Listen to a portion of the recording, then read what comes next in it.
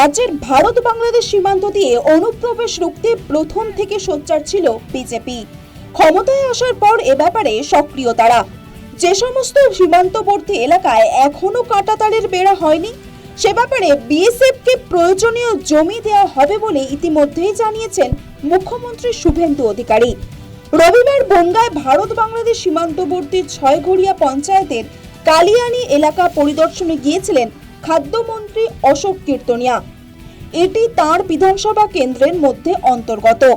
অনুপ্রবেশ রুখতে রাজ্য সরকারের কড়া মনোভাবের বার্তা দিলেন।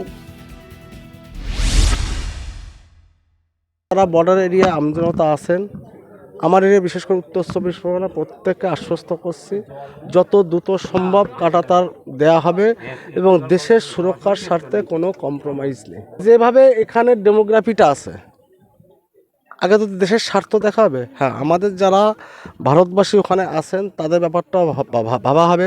হয়তো একটা গেট হবে, তারা দিনে একবার দুবার আসবেন, তাদের সুবিধার্থে, ছেলেমেয়ে স্কুলে যাতায়াতের সুবিধার্থে তারা আসবেন, তাদের ব্যবস্থা সেভাবে করা হবে। 3টে মৌজার জমিতে সমস্যা বলে প্রবলেম হচ্ছে।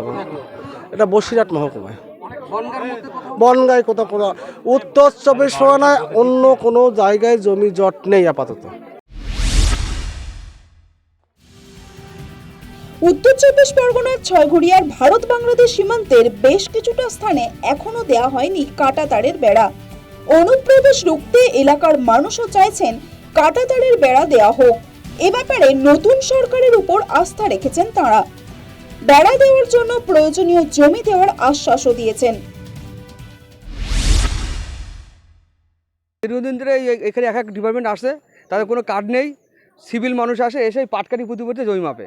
এগুলো আমরা বলি যে পিলার পুঁতে জমি মাপো, সঠিকভাবে জমি মাপো। এক জমি মাপা হয়নি, মাপে অনেক ডিস্টার্ব অনেক। আমরা চাই টাকাটা হোক, ন্যায্য মূল্য জমির দাম দিয়ে টাকাটা হোক। হ্যাঁ, অনেকবার জানাইছি। তারা বলে যে ও না দিলে আমরা জোর করে নিয়ে নেবো। আগের সরকার না, সুষ্ঠুভাবে হচ্ছে বা হোক। শুধু উত্তর চব্বিশ পরগনা নয়, রাজ্যে ভারত বাংলাদেশ সীমান্তবর্তী বেশ কয়েকটি অঞ্চলে এখনো কাঁটাতারের বেড়ার কাজ অসম্পূর্ণ থেকে গেছে।